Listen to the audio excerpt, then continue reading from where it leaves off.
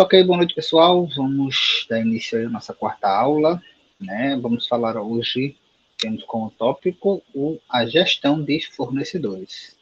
Esse tópico, pessoal, eu costumo até falar que tem algumas pessoas que trabalham ele, né? Explanam esse tópico aí junto com a parte de compras, né?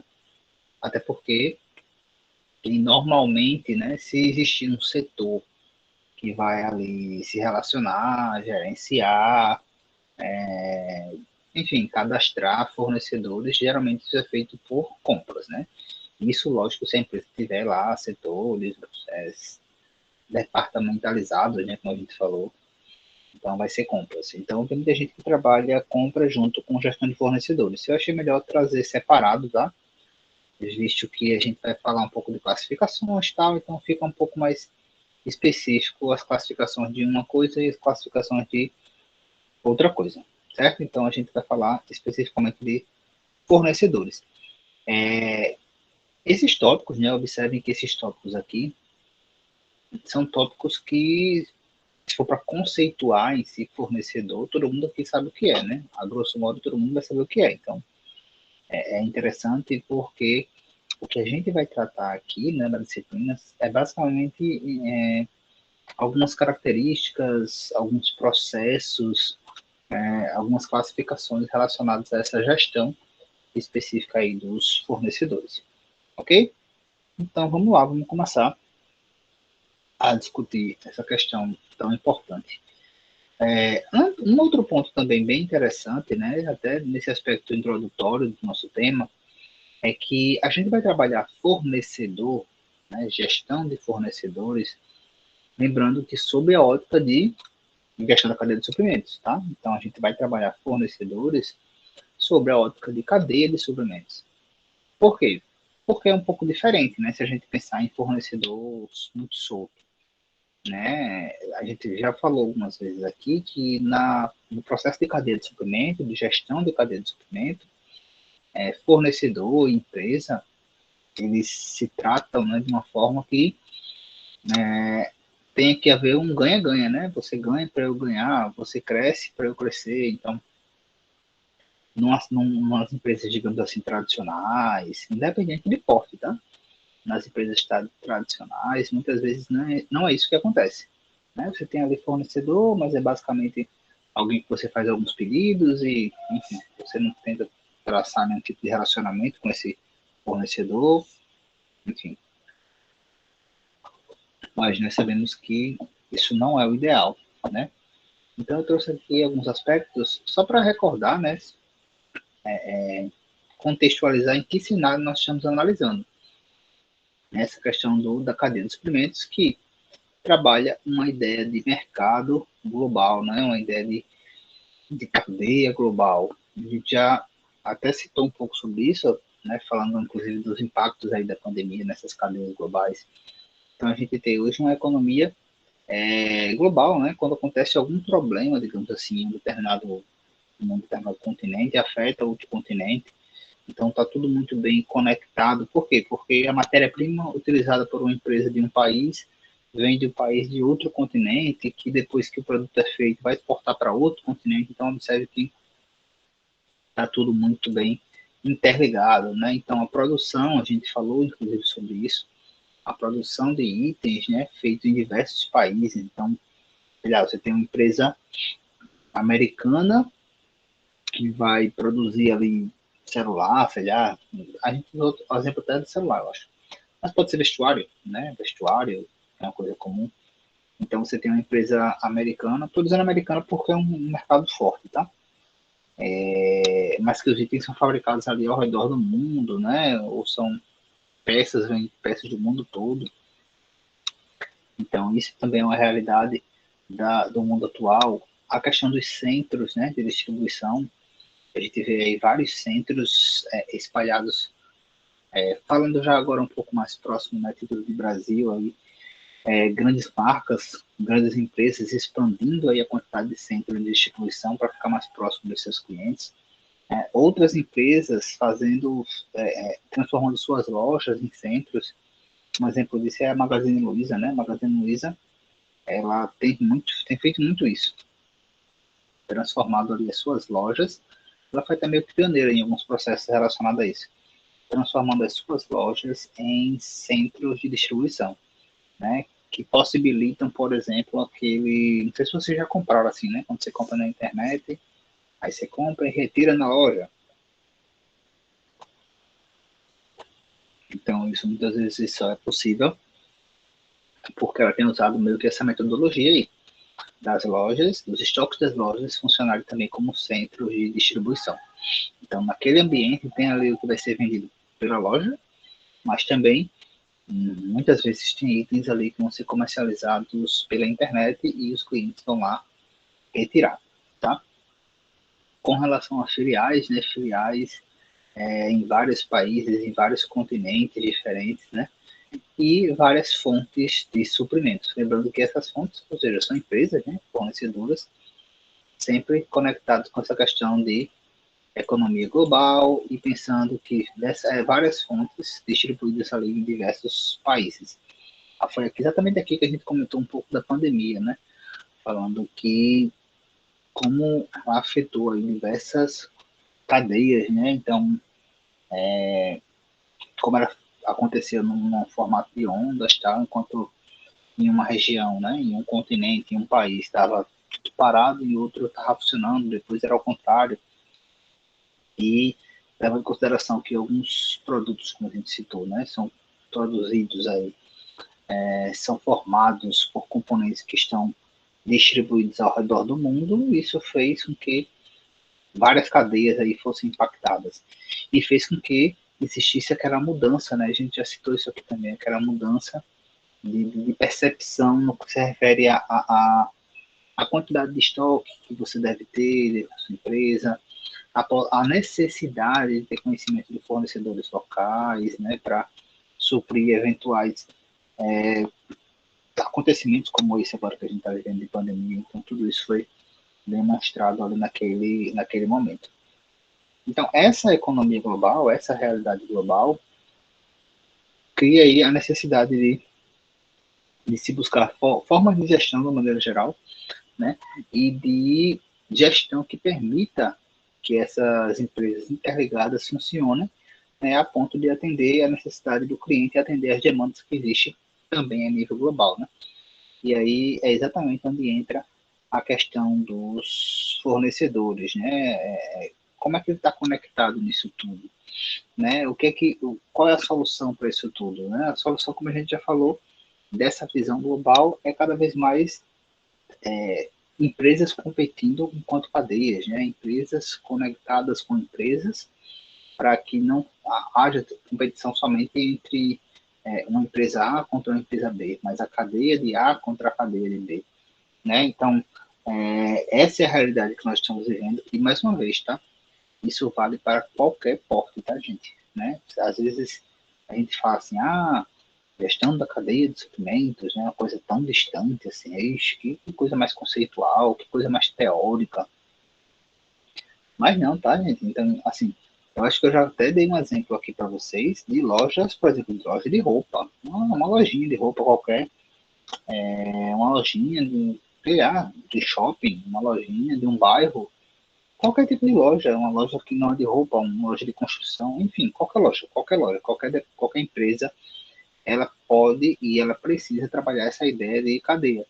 Logicamente que muitas vezes ela não vai ter uma percepção e ela não vai, inclusive, ter alcance de gerenciar uma cadeia global, né? Então, sei lá, vamos pensar numa loja de roupa. Pode ser que algum daqueles itens daquela roupa, sei lá, o tecido, ou a linha, enfim, qualquer coisa, esteja vindo de um lugar, de outro continente. Mas talvez ela não tenha acesso a isso, né? Ela não tenha acesso a esse fornecedor a ponto de gerenciar isso. Mas ela pode muito bem gerenciar fornecedores, por exemplo, com relação às roupas em si, né? Então, assim, ter cadastro, criar práticas de gerenciamento nesse sentido, né? Ajudar, né? A gente vai falar aqui, inclusive um pouco mais para frente, a parte de desenvolvimento de fornecedores. Então, pode e é importante que se tenha esse conhecimento. Lembrando que essa ideia de cadeia de suprimentos, ela necessita, né, de um compartilhamento muito grande de informação, né? Então, as empresas, para que elas tenham realmente um fluxo, para que esse processo de cadeia de suprimentos ele aconteça, né, o abastecimento correto e tal, é necessário ter um compartilhamento e um fluxo correto ali de informação. E o outro ponto é que você o tempo todo esteja monitorando, né, acompanhando ali a questão dos seus fornecedores, se eles estão entregando, quase que não sai, se eles estão entregando no prazo, dentro dos padrões, enfim, esses pontos são essenciais tanto para os fornecedores que você adquire, como os fornecedores que você entra em contato simplesmente para fazer uma cotação de preço. Né? Não sei se vocês lembram, quando falamos de compra, né, a gente vai até falar isso aqui de novo, a gente citou que é interessante que se faça ali a cotação em 3 empresas. Né? Então, vale ressaltar que o cadastro, por exemplo, do fornecedor tem que ser o do fornecedor que você comprou e o do que você não comprou também, né? Então, você entra em contato com 3, é importante que você registre as informações dos 3. Outra coisa que eu coloquei aqui, pessoal, só a título bem introdutório mesmo, no que se refere à gestão, né? A necessidade de, inicialmente, nesse contato com o fornecedor, padronizar e organizar a questão dos suprimentos.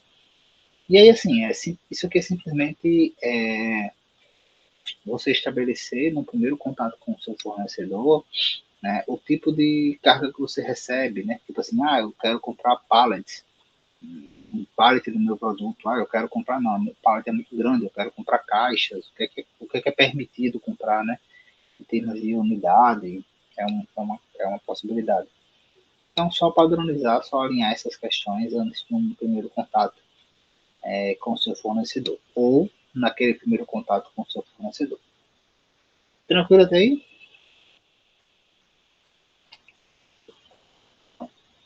Tá.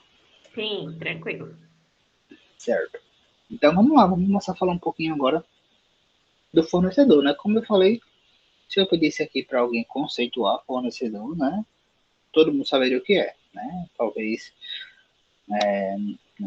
não dissessem um conceito, sei lá, técnico, teórico, mas assim, todo mundo entende o que é um fornecedor, né? E aí o fornecedor, pessoal, ele pode ser ele é aquele, né, que está suprindo ali a sua empresa local, e pode ser o suprimento de matéria-prima, pode ser o suprimento de máquinas, de equipamentos, de peças, componentes, serviços e mão de obra. Então, sei lá, matéria-prima, vamos supor que você é uma fábrica, né? Então, você produz ali, sei lá, eletrônico, computador, então você precisa de fornecedores dos componentes do computador, máquinas e equipamentos, sei lá, imagine que vocês fazem parte de uma empresa de distribuição, né? E aí vocês não têm frota própria de equipamento de movimentação, você aluga. Então você vai ter fornecedor de máquinas e equipamentos, peças e componentes, né? Mais uma vez, pode ser fábrica ou pode ser uma distribuição. Então, se for fábrica, se algum tipo de peça para suas máquinas, ou até se for distribuição, né? Peças para a estrutura em si de armazenagem que foi instalada lá, por exemplo, tá? Serviço, né? Então, fornecedor de serviço pode ser, sei lá, segurança, pode ser alguma coisa mais específica, né? Como transporte, muitas vezes as empresas terceirizam a parte do transporte, mas pode ser segurança, pode ser limpeza, esse tipo de coisa, e mão de obra, né? Então, mais uma vez, você pode precisar de uma empresa, você é uma distribuidora e você precisa ali de uma empresa, de alguém, por exemplo, para assessoria de exportação. Né? A empresa vai exportar alguma coisa, mas ninguém entende sobre esse assunto. Eu posso contratar alguém, posso um consultor, por exemplo, né, para orientar a empresa no que se refere a esse processo de exportação. Uma outra classificação no que se refere aos fornecedores é essa aqui, tá? Que devido ao fornecedor em monopolista, né? O fornecedor trata ali de uma realidade de monopólio, fornecedores habituais e fornecedores especiais. Vamos falar um pouquinho de cada um deles. O que é um fornecimento monopolista, né, ou um monopólio? Nada mais é, pessoal, do que aquele fornecimento, né, aquele abastecimento que é feito única e exclusivamente por uma empresa. Então, o que, é que acontece? Vamos supor que no mercado, vamos supor que esse exemplo que eu dei, tá, de distribuidora que compra ali equipamento de movimentação.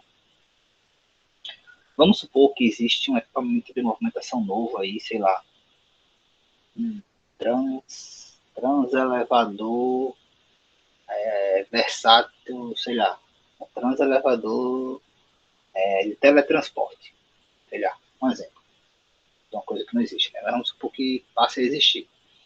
Um elevador de teletransporte. O que acontece? Só existe uma empresa no mundo que fornece isso, que fabrica e fornece isso. Essa empresa vai deter ali um monopólio com relação a esse produto. Então, se só existe ela que vende esse produto, que fabrica esse produto, então só existe a possibilidade das empresas comprarem com ela. Né? Não existe inicialmente a possibilidade de comprar com outros. Pode ser que futuramente outras empresas comecem, né, a meio que copiar, criar concorrentes, mas a realidade do monopólio é essa, tá? É como a Equatorial, professor?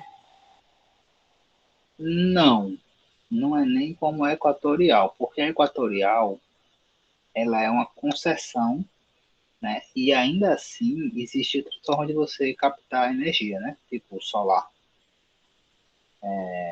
Então não seria como a Equatorial. Seria como, deixa eu ver se eu lembro de algum monopólio aqui de cabeça. Não vou lembrar. Mas acontece muito, por exemplo, na área de saúde, né, quando surge um remédio novo, por exemplo, alguma coisa nova, e só existe aquela empresa que fabrica aquilo. Então, você não tem nem o que conversar, você vai ter que comprar com ele. Somente ele faz isso. Né? Tá me fugindo agora na minha mente aqui algum exemplo de monopólio, mas não, carros elétricos já tem. Deixa eu ver. Caminhões elétricos. Caminhões elétricos eu vi que já existe até uma super encomenda de caminhões elétricos, né? A Volkswagen lançou 2 modelos. Tá vendendo. Pronto. Mas aí eu não sei se é só ela que faz, entendeu? Para ser um monopólio teria que ser somente ela que faz. Mas acho que deu para entender, né? Tipo assim, imagine que vamos dar o um exemplo desse do caminhão elétrico. Vamos supor que só a Volkswagen fornece e fabrica caminhões elétricos. Então isso é um monopólio, porque qualquer pessoa que quiser comprar um caminhão elétrico vai ter que comprar com a Volkswagen. Não tem conversa. Ou você compra com eles, ou você fica sem. Né? Ou você vai comprar usado depois de alguém, enfim. Mas são eles que fabricam. Geralmente, pessoal, com esse tipo de cenário, né, de mercado, de monopólio, é interessante que essa relação entre quem está comprando e a empresa que fabrica, ela muitas vezes não é tão próxima. O que é que normalmente a gente tem como padrão, né? Quem está vendendo, né? Se alguém que trabalhar, por exemplo, na área ou em qualquer outra área, no comércio, enfim, as empresas que vendem, né? Os vendedores, normalmente eles são simpáticos, né? Normalmente eles ficam entrando em contato. E aí, você vai querer alguma coisa? Tá precisando de alguma coisa? Enfim, passa lá na sua empresa, tal, para saber. Esse é o padrão, geralmente, né? Desse processo de vendas. Aqui, não. Aqui, a empresa que tem o monopólio, ela sabe que só ela tem aquele produto. Então, não é que ela vai tratar mal, tá? Ela não vai tratar mal. Mas não existe aquela preocupação, aquela aproximação, né? Os vendedores aqui são basicamente, como eu coloquei aí, apanhadores de pedido e tal.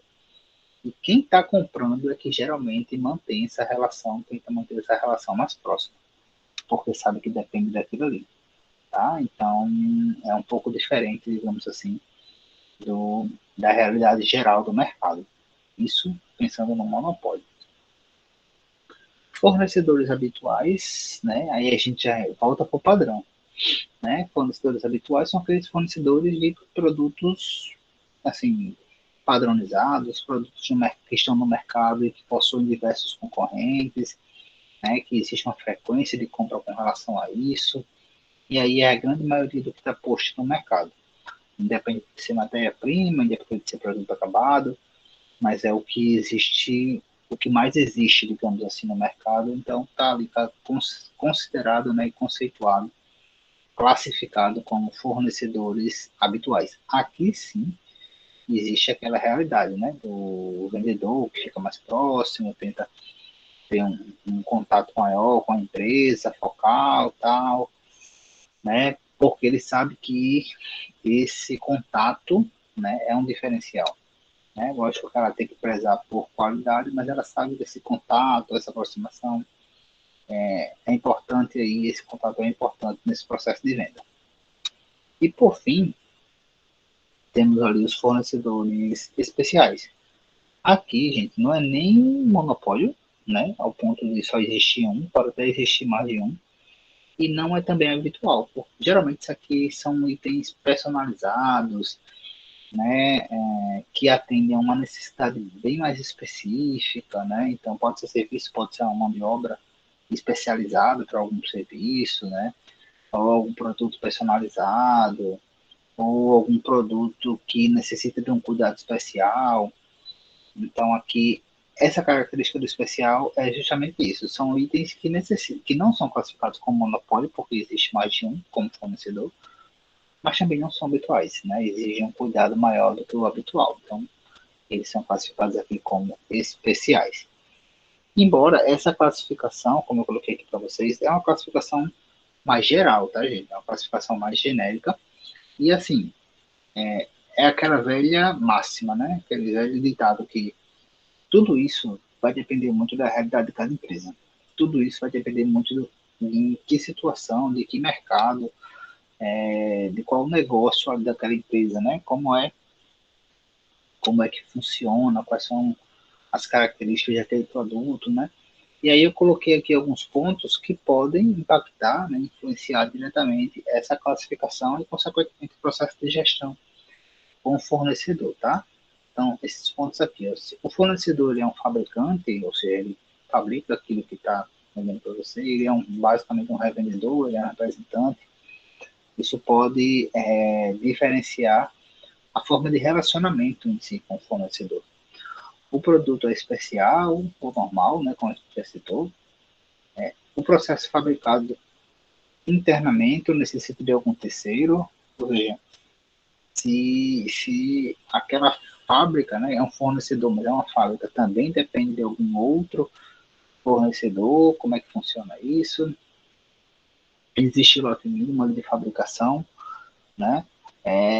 Existe assistência para quem está comprando, né? A capacidade, por exemplo, de produção e a qualidade do que está sendo produzido, isso levando em consideração, inclusive, os fornecimentos, né, anteriores, então por isso a importância de se cadastrar, tá? Por isso a importância de acompanhar esses dados e, por fim, a questão de procedência, né? Procedência de matéria-prima e qualidade. Por quê? Porque imagine que eu sou uma empresa que, mais uma vez, estou montando ali os computadores, né, eletrônicos, e eu vou comprar componentes ali dessas empresas do mundo todo.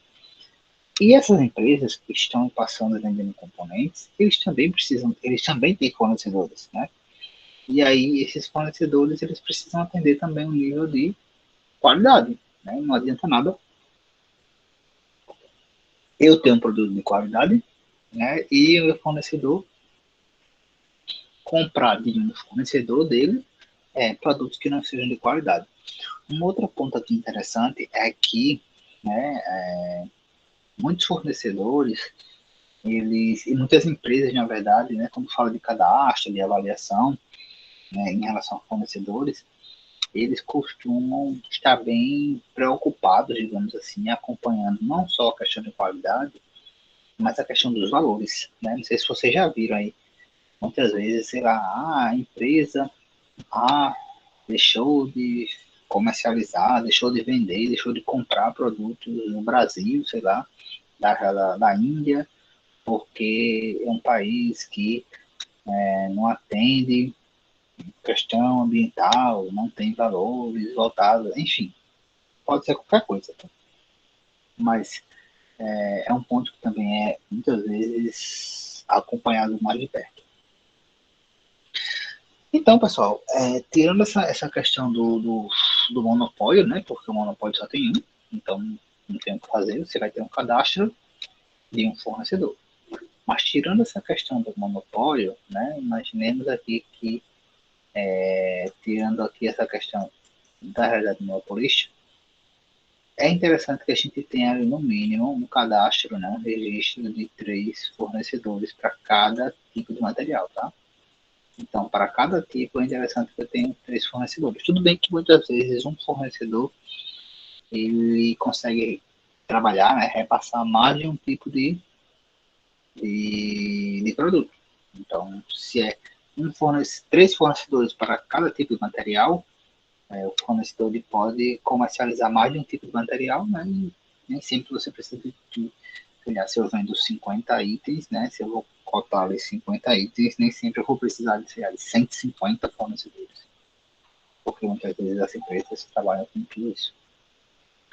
Citei também para vocês, pessoal, que existem algumas situações específicas que não é interessante se trabalhar com mais de um fornecedor, né?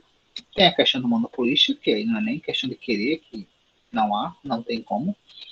Mas existem outras situações que é tipo produtos patenteados, e aí você tem uma opção no mercado só de réplicas, né, de similares, ou produtos específicos, né, especiais, específicos, de tecnologia tal. O que acontece? Muitas vezes, se você for trabalhar com mais de um fornecedor, o seu processo ele pode dar uma travada, né, porque fornecedores especiais, digamos assim, eles têm todo um fluxo diferenciado. Então, imagine você trabalhar com mais de um fornecedor especial, né? Então, a tendência é que choque alguma coisa de horário, a sua operação pode ser comprometida, então tem que se ter cuidado, né? Uma coisa que se faz, ó, muitas vezes, nesses casos aqui, é você alternar fornecedores, né? Então, você trabalha um tempo com um, depois você passa um tempo com outro, até para que esse fornecedor ele avance ali a questão dos seus processos, né? Então, dê uma ressecada com relação aos seus processos. Tirando isso, no mais, né, no grosso, é interessante que a gente tenha, como a gente já falou, 3 fornecedores, né?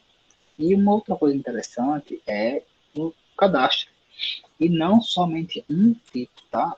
2 tipos de cadastro. Então, você teria um cadastro por fornecedor. Então, ó, o fornecedor A, ele me fornece itens 1, item 2, item 3, item 7, item 20. Então, é interessante que eu tenha ali um cadastro por fornecedor, mas que eu também tenha um cadastro por tipo de material. Então, vamos supor que estou precisando de um material específico X. Eu vou lá no cadastro de material e vou ver quem são os fornecedores cadastrados, né? E aí fazer o meu pedido. É diferente se eu só tivesse, por exemplo, o cadastro de fornecedores. Quando eu fosse pesquisar aquilo ali, ia aparecer, por exemplo, fornecedor e todos os itens que ele comercializa, né? Então, talvez não fosse interessante. É possível fazer isso também com filtro, tá? Com algum tipo de base de dados, né? Tal, você consegue fazer isso aí. E aí, pessoal, uma vez cadastrado, né? A gente começa ali no processo de gestão dos fornecedores, né? Então, é um processo, como a gente já falou, fundamental. E a gestão do fornecedor envolve uma série de fatores, tá? A gente vai falar aqui de alguns fatores, mas quando a gente tratar um pouco de controle, vão ter lá indicadores de desempenho. Então, o que é que você pode avaliar, a grosso modo, com relação aos seus fornecedores? A distância, né? Porque isso pode impactar frete, prazo, tudo isso pode ser impactado pela distância, né? Capacidade instalada para atender as demandas. Então, qual é a capacidade que ele tem, inclusive, de produção, né, para atender as demandas? Condições envolvendo normas de qualidade, né? E lembra do que eu disse, muitas vezes as empresas, elas têm, além de normas de qualidade, elas têm como é que a gente chama? Aquilo que eu disse na questão dos valores, então, atentar para isso aí. E reserva operacional disponível caso aconteça algum imprevisto, né? Não sei se o imprevisto é a magnitude de uma pandemia, eles conseguiriam reverter, assim, estar preparados em nível de reserva, mas sim, é interessante que se tenha reserva operacional para suprir essas demandas. Como a gente já citou, né, é interessante que se trabalhe ali, que se tenha no mínimo 3 fornecedores, porém existem algumas vantagens, digamos assim, caso você opte por trabalhar só com um fornecedor. Não é o ideal, a não ser que seja uma situação de monopólio ou algum produto especial que você queira trabalhar diretamente com o fornecedor. Mas assim, quando você trabalha com um fornecedor, quais seriam umas vantagens, digamos assim, que a gente poderia ter? Primeiro, a velocidade, né? Porque a comunicação ali está mais facilitada, você vai ter contato direto com aquele fornecedor, então tem essas questões.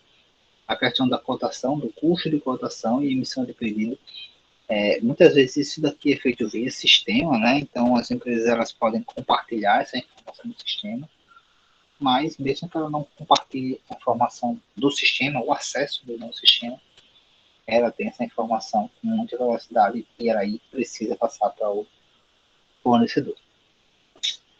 Questão de preços mais baratos, né? Porque você está podendo barganhar a questão do desconto, esse tipo de coisa. Você só trabalha com fornecedor, você realmente vai ter que barganhar isso aí. Redução da embalagem e mais do que redução e diminuição de choque. A diminuição do choque porque ele tem muita ideia de trabalhar com um just in time, né? Então, quando ele vai precisando, ele vai sendo utilizado. E essa questão aqui da embalagem, pessoal, fala que redução de embalagem, mais até do que a redução, muitas vezes é interessante esse processo, porque você tem como opinar no tipo de embalagem, né? Então, eu quero cargas, que as cargas cheguem aqui paletizadas, em containers, enfim. Isso, seu fornecedor ele já pode tentar se adaptar a essa sua necessidade. A prática do just in time, né? E também a possibilidade de milk run. Não sei se vocês lembram lá do milk run, né? Assim, vamos supor que aqui você tem fornecedor. Aqui é a fábrica, tá? Então você tem ali fornecedor A, fornecedor B, fornecedor C, fornecedor D. O normal é que cada fornecedor distribua o seu produto, né, com um transporte específico para a fábrica. O milk é como se fosse um transporte que vai passando de cada uma das empresas e aí vai recolhendo os componentes que precisam para a produção. E aí, passada essa parte de gestão, chegamos na parte de controle, né? Quando a gente fala de controle, pessoal, basicamente é indicadores de desempenho, né? Como é que esses fornecedores estão se desempenhando. E aí você pode estabelecer vários indicadores, tá? Não só esses que eu coloquei aqui. Eu coloquei aqui alguns exemplos de indicadores, mas existem vários. Então, indicadores, possibilidade de produto, disponibilidade de produto, desculpa. Então, assim, não é aquele tipo de fornecedor que você entra em contato, não tem, dessa vez não tem, enfim, está acabando. Programação de entrega, né? Então, ele consegue atender a questão de prazos, os seus prazos, e não atraso. Informações sobre os produtos, inclusive naquele momento de trânsito, né? Então, você tem a consciência ali. Por que isso é importante? Porque muitas vezes, vamos supor, né? Você fechou tudo certinho lá, fez um pedido no momento certo, lá do ponto de pedido e tal. Sendo que você teve uma demanda extrapolada, né? Que você não imaginava. Então, é importante que você tenha conhecimento de onde está o produto que está chegando para você, que está se deslocando, né? Com o trânsito. Porque muitas vezes você percebe que não vai dar tempo, então eu tenho que recorrer a um outro fornecedor, enfim. Esse tipo de informação é importante. Faturamento, tempo e custo, né? Quanto custa esse tipo de operação. Faturamento envolve a questão de preço, forma de pagamento, né? Tudo isso são indicadores que você tem que analisar dos fornecedores. Tranquilo até aqui, gente? Sim. Sim, professor.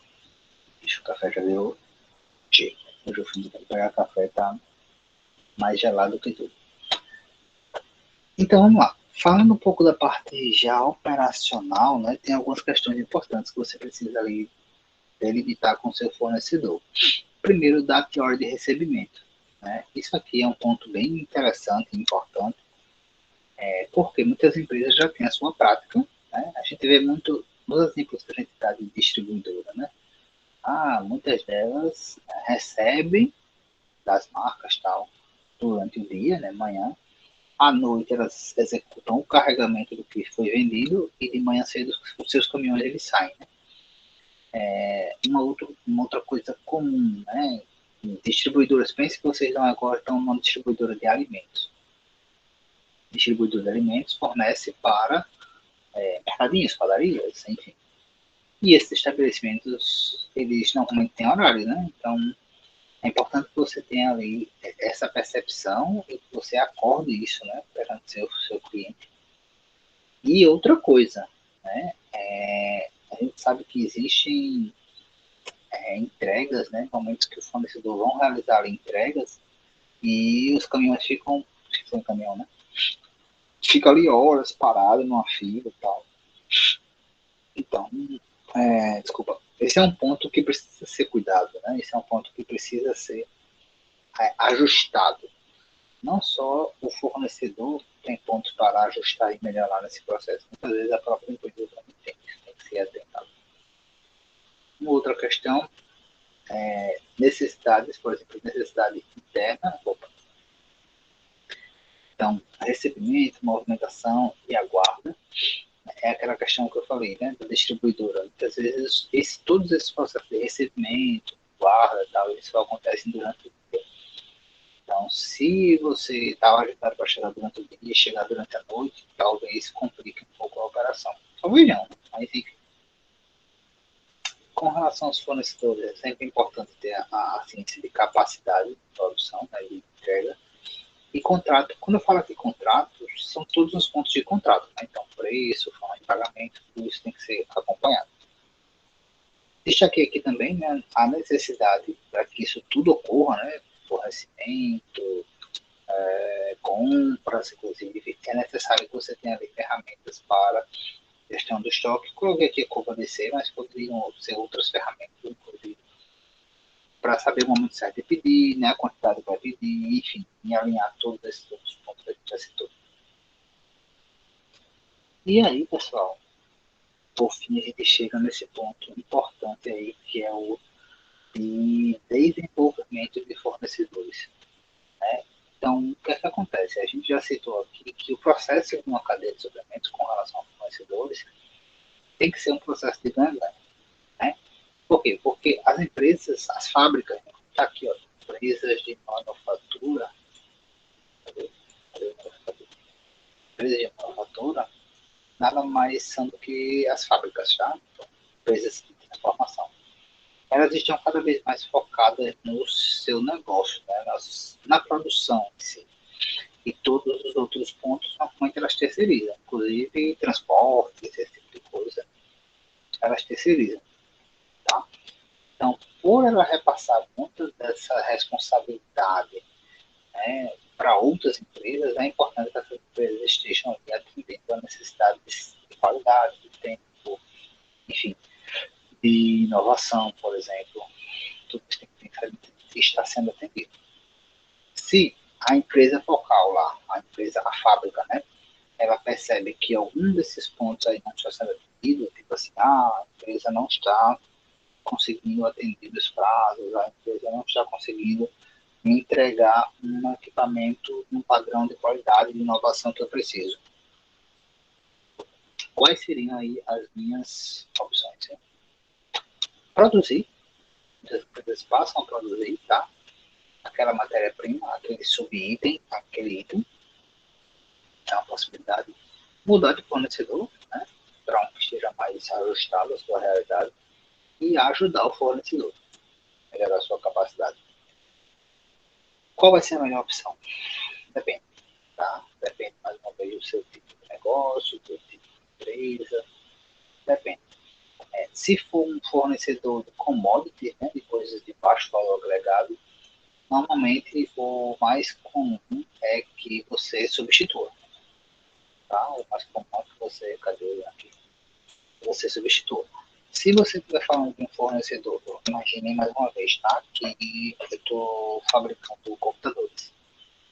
E tem uma empresa, sei lá, do Nepal, em qualquer lugar, que desenvolveu uma tecnologia, tal, uma coisa diferente, super inovadora, mas que, assim, seria ótimo para mim, no meu computador, mas os processos dessa empresa ainda são meio travados, né, atravessados. Então, desde eu simplesmente trocar de fornecedor, porque muitas vezes não existe um fornecedor à altura, né, pode até ser outro, mas não à altura, eu posso, por exemplo, comprar, né, isso acontece muito com o empresarial, seria uma coisa mais radical, né, comprar esse fornecedor, e aí então todo o processo de gerenciamento e tal, ou desenvolver, contribuir para o desenvolvimento desses fornecedores. Essa questão de desenvolver, pessoal, pode ser qualquer coisa, tá? Pode ser desenvolver com base em treinamentos, pode ser desenvolver com relação a compartilhamento de um sistema, de consultorias, tudo isso pode ser tratado ali como desenvolvimento de fornecedores.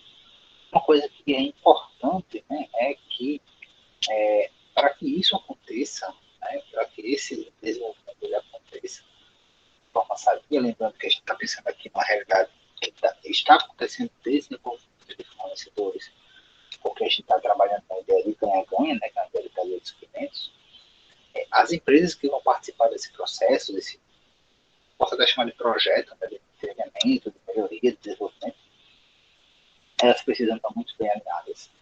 Né? Então, elas têm como objetivo ampliar, crescer na cadeia, fortalecer a cadeia, mas ainda mais que isso, né? Elas precisam estar alinhadas em termos de valores, né? Alinhadas em termos de objetivos estratégicos, onde é que elas querem chegar, tal, tudo isso tem que estar muito bem alinhado para que tudo isso funcione. Além das pessoas, né? As pessoas que vão participar, tanto vamos imaginar um treinamento, tá? Tanto os colaboradores que vão dar o treinamento, como os que vão receber, tem que estar todo mundo muito bem envolvido com esse processo. E aí, pessoal, uma vez estabelecido nesse processo de desenvolvimento, tem que se pensar que ele é um processo de longo prazo. Né? Ele pode até dar resultado no curto prazo, mas ele é mais para médio e longo prazo. Imagine que você vai dar um treinamento, tal, treinamento de um sistema com um fornecedor. Você pode até dar o treinamento, tal, vai ter lá o suporte, mas ele só vai conseguir extrair tudo daquilo ali com o tempo, né? Com a experiência. Então, é um processo de longo prazo. Tá?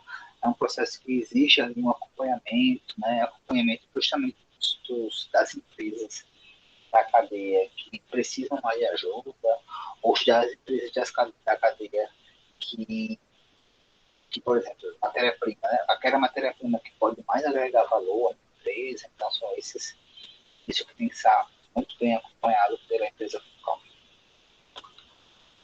E aí, né, como é que funcionaria, digamos assim, a grosso modo, um processo de desenvolvimento de fornecedores? Basicamente, 5 etapas, tá? Então, quais seriam essas etapas? Primeiramente, identificar os itens críticos. Ou seja, eu sou uma fábrica, né? Eu tenho ali matéria-prima, né? Para fabricar o meu produto. E existem alguns itens, né, dessas matérias-primas que são itens mais problemáticos, né, em termos de qualidade ou outra característica deles. Então, o primeiro ponto é identificar esses itens que são críticos, né, porque se eu tiver que propor esse desenvolvimento, eu vou ter que atentar para esses itens críticos aí. O próximo ponto é o fator de identificar os fornecedores críticos. Ou seja, lembra que eu disse lá atrás, né, que você tem lá um fornecedor e você provavelmente só vai comprar de um e vai ficar fazendo cotação com três e você precisa acompanhar. E desse fornecedor, vamos supor que ele atrasa uma vez, 2 vezes, 3 vezes. Isso precisa ser acompanhado. Né? Se isso acontece com frequência, ele certamente é um fornecedor crítico. Né? Então você precisa ajudar aquele fornecedor no processo, em alguma outra atividade. O próximo passo é formar a equipe, né? A equipe que vai trabalhar nesse desenvolvimento, alinhar a questão dos objetivos, né? Alinhar qual é o foco desse treinamento, se for um treinamento, tá? E as etapas desse treinamento, desse projeto. Definir acordo, né? Detalhes com relação a acordos. Por quê? Porque muitas vezes esse desenvolvimento aqui, você vai precisar trocar informações, você vai precisar acessar informações sigilosas da empresa. Isso tem que estar tudo muito bem acordado, tá? Permissão, do que pode, do que não pode, do que vai ser possível, do que não vai ser possível. Tudo isso tem que estar muito bem definido. Lembra que eu acabei de citar, né? Para que esse desenvolvimento ocorra, todo mundo que vai participar tem que estar muito bem alinhado, entendeu? E o objetivo daquela prática, né, onde você quer chegar com aquela prática, e que, por exemplo, quem vai passar um treinamento, entendendo qual é o papel daquele treinamento para a sua empresa e quem vai receber aquele treinamento, então, ele braços abertos ele vai receber, sabendo que existe a necessidade e a possibilidade de melhorar com aquilo ali, tá? Então, tem que ficar atento a isso aí. E, por fim, pessoal, a questão de monitorar, né? Monitorar se está acontecendo realmente esse desenvolvimento, se não está acontecendo esse desenvolvimento, se não está, por que não está acontecendo, se é necessário quanto ao de mudança de rota, digamos assim, né? E se for necessário, se for preciso, implantar essa mudança de rota. Então, essa seria a ideia aí de fechar desse ciclo, né, digamos assim, de desenvolvimento. Lembrando que não é um processo fechado, assim, né? Ajudei acabou. Não, isso muitas vezes as empresas estão o tempo todo tentando se desenvolver. E à medida que você dá um passo para frente, teoricamente, o seu fornecedor pode precisar também que você o ajude ou auxilie, né, para que ele também dê um passo para frente. Então, muitas vezes isso é meio que cíclico, né? Até por isso que a gente citou aqui que é uma questão de longo prazo, né? Você ter resultados de longo prazo. Né? Então, você vai, ajuda e depois de um tempo você vai precisar de novo, auxiliar um novo processo. Esse aí é um ponto de extrema importância. Ok, gente? Dúvidas? Eita, cabelado. Eu não Dúvidas? tenho dúvidas, professor. Nenhuma? Deixa eu tomar aqui mais um gole do meu café gelado. Professor, quando o senhor falou em questão de atraso de fornecedores, que tinha um fornecedor atrasar mais de uma vez. Mas, por exemplo, caso ele seja um fornecedor que tenha um preço bom, que vale a pena ficar com ele, você também pode se programar para fazer uma compra antecipada, né? Como, por Sim. exemplo, você determina a quantidade de valor de estoque. Se ele não está conseguindo entregar naquele prazo, você pode comprar antes. Pode ser. Você até citou, né, que o funcionário lá que faz as compras da sua empresa, ele faz muito isso, né? Isso, De cabeça, inclusive. de cabeça. Pode, pode. É, é o que eu estou dizendo, né? Muitas vezes você tem um fornecedor muito bom, né? Em algum aspecto, por exemplo, a questão do preço, né? E é interessante que você permaneça com ele. Mas talvez você consiga, inclusive, até para facilitar a sua vida, né? Ajudá-lo nesse processo, entender por que está acontecendo isso e tentar ajudar. Muitas vezes não dá para fazer, né? Mas muitas vezes é possível fazer, tá? Então, a ideia de desenvolver, quando você percebe que existe alguma coisa, um processo falho no seu fornecedor, é justamente para isso, para facilitar a sua vida. Observe que, tipo, o funcionário lá, o colaborador da empresa do Ronald, ele faz tudo de cabeça e ele consegue desenrolar, provavelmente, essa ideia, assim, né? Mas é uma coisa a mais que ele tem que pensar, não, para esse fornecedor eu tenho que pedir antes do pedido.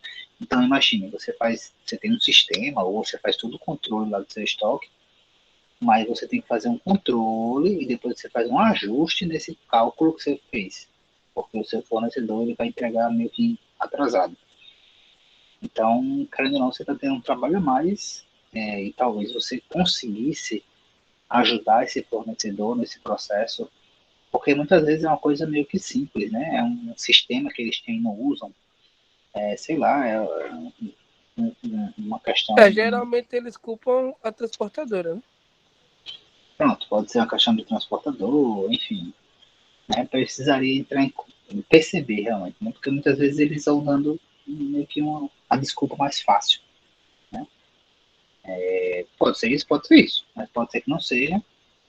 Então, talvez exista a possibilidade de você ajudar esse processo. Muitas vezes também não, né? Não é obrigado você sempre desenvolver e tal. Enfim, assim como não é obrigado você trocar de fornecedor, né? O Ronald acabou de dar um exemplo de um fornecedor que atrasa, mas o preço vale a pena, então você meio que se organiza para fazer de uma outra forma. Tranquilo. Porque também não adianta você fazer o pedido em cima da hora, já acabando seu estoque e ficar botando pressão no fornecedor também, né? Isso, Tem que se organizar para fazer o seu pedido em tempo hábil. isso. A não ser que você ocorra aquela situação de você ter uma demanda excepcional, né? Por exemplo, né? Já que o Ronald, acho que é realmente dentista, né, Ronald? Se não me engano. Eu acho que é alguma coisa Isso. assim.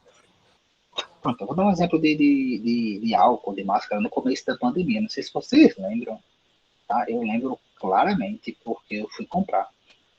Logo no começo da pandemia, né, houve aí uma corrida, digamos assim, para a compra de gel e de máscara, né? Aquelas máscaras N95 e tal, e álcool em gel. Então, assim, quem tinha, vendeu muito rápido. E naquela situação ali, né, é impossível você, por mais controlado que você seja, de você prever uma situação daquela, né? Então, aconteceu o normal, que é tipo, acabou, né? Tipo assim, eu não estava prevendo vender isso tudo, né? Eu estou falando que eu lembro claramente porque eu fui naquela empresa, esqueci o nome, Comel, acho que é Comel, não sei lá. É uma que vende coisa médica assim. Isso logo no começo. Comac, eu acho. Comac, isso. E eu fui comprar máscara e álcool. Oxe, tinha uma galera lá. Na época eu tava com uma viagem marcada, né? Pra uma data próxima, assim. Não lembro nem o que era. Não lembro. Sei que eu tava com uma viagem marcada e eu fui comprar máscara porque eu tava pensando. Ah, lembrei.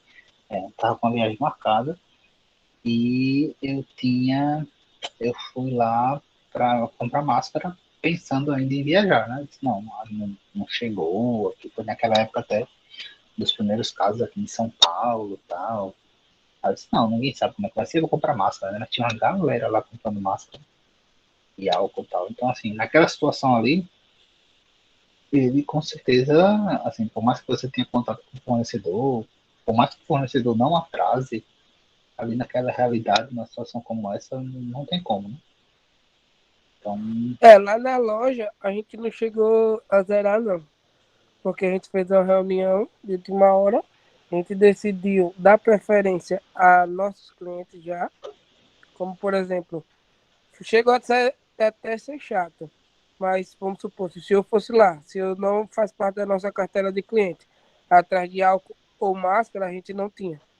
Mas caso nossos clientes que já compram com a gente há bastante tempo, ou já comprava lá com a gente tinha. A gente deixou reservado, mas também ao mesmo tempo limitou a quantidade por cliente. uhum, Porque, visando dessa forma, se vamos supor, se faltasse máscara, luva, como é que ele ia trabalhar? Ele não uhum, ia ter como trabalhar. Se ele trabalhasse, consequentemente, ele iria comprar os outros produtos com a gente. Caso ele uhum, parasse de trabalhar, a gente não venderia os outros produtos. A gente não queria ficar refém pro resto da vida de máscara e álcool em gel. Outros fatores também acabaram, que aconteceram. A gente fez muito pedido de EPIs, muito, muito, desesperadamente. Todo fornecedor que aparecia, a gente comprava. Quebramos muito a cara com qualidade de produtos. Às vezes, fornecedor que a gente não conhecia, nunca comprou, mas para ter máscara, comprava. Tem máscara que até hoje a gente dá de brinde para se livrar delas. uhum, Álcool em gel.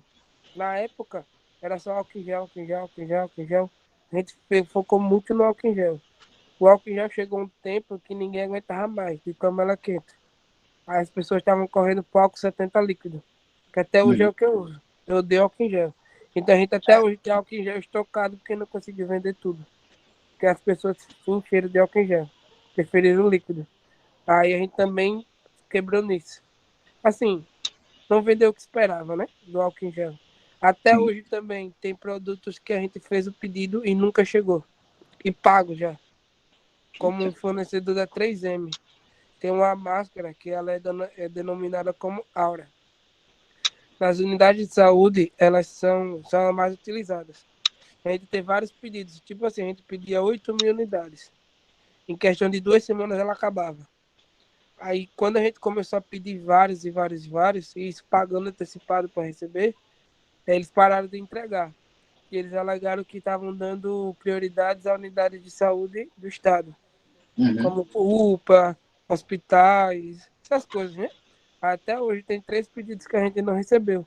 Totalizando, acho que em média R$ 40.000. Já foram pagos, só que a gente espera até hoje receber. E se chegar hoje, com certeza na outra semana vende. Chegou agora 1.800. Eu acho que a gente não tem nem 50. Observe que foram boas, né? Vocês tiveram até boas atitudes aí de gestão. Mas observe que foi uma situação totalmente atípica, né? Tanto para mais como para menos. Eu imagino quem trabalha, né, nessa área que Ronald aí, ou essas empresas da área médica, ou as empresas que fabricam esse tipo de coisa, né? A loucura que não foi nesse período, viu, gente? O quanto eles não tiveram que se desdobrar para atender, né? E o quanto outras não conseguiram atender, né? Demandas. Então deve ter sido realmente bem complicado, bem puxado, né? Esse período aí para esse tipo de produto, para esse tipo de setor, né? Bem complicado. Foi loucura, professor, porque principalmente quando voltado para máscara e álcool novamente. Além das pessoas querem comprar para os seus consultórios, os dentistas, eles queriam comprar também para casa. Então, Uhum. vamos supor, ele visse lá na prateleira 50 litros de álcool, eles queriam levar tudo. E ficava chato a gente dizer que não podia, estava limitando, às vezes 4, 5 litros por pessoa, para ter para todo mundo. Porque eu também não achava viável. Se eu chegar na frente e tem uma pessoa atrás de senhor na fila. Aí você falou, não, eu quero os 80 litros. E a pessoa que está atrás de você vai fazer o quê? Vai ficar sem. Uhum. Só que ela também está ali para comprar. Só Sim. que foi a única saída que a gente achou para atender todo mundo. E era o que todo mundo falava, que a gente era a única loja que estava conseguindo vender para todo mundo.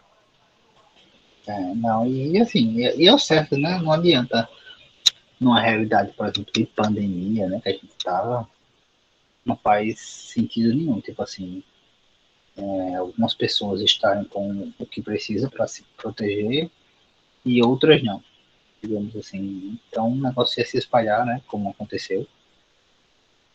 Enfim, mas graças a Deus aí tudo está se regularizando, melhorando, né, aos poucos aí, voltando ao normal. Mas é isso, tá?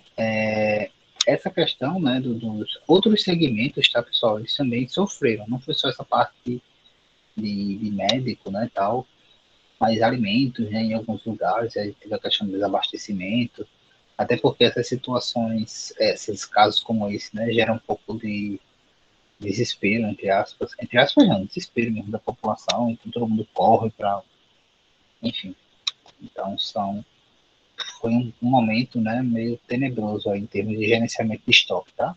Foi tenebroso por diversas outras coisas, mas falando nessa parte de estoque, foi um momento bem difícil para quem trabalha, de uma maneira geral, com a parte de gestão de estoque de alguns segmentos, né? Ok, gente, alguma dúvida? Mais alguma pergunta? Deixa eu repostar aqui o link, né, que eu coloquei da matéria, tá? Como alguns não estavam, de uma matéria que saiu no TNH sobre uma empresa nova aí que está se instalando, né? Tá, e só para reforçar, né, antes de a gente encerrar, notas de AB1 já estão no CIGAR, a recuperação já está liberada, vai ficar até sexta, até domingo, tá? Verifiquem lá a questão da nota no CIGA, tá? Se precisa de recuperação. Próxima aula, né? Sexta-feira, a gente vai avançar mais um pouco dessa questão dos tópicos da disciplina. E aí na sexta a gente conversa um pouco sobre as atividades de AB2, porque já vai ser divulgado aí a questão do evento e a gente conversa com o evento já rodando, né? Em termos de inscrição, esse tipo de coisa. Certo? Qualquer dúvida, vocês podem entrar em contato. Boa noite, pessoal. Até sexta-feira e qualquer coisa, podem falar, tá? Até mais. Boa noite, professor. Valeu. Oh, boa noite. Boa noite. Boa noite.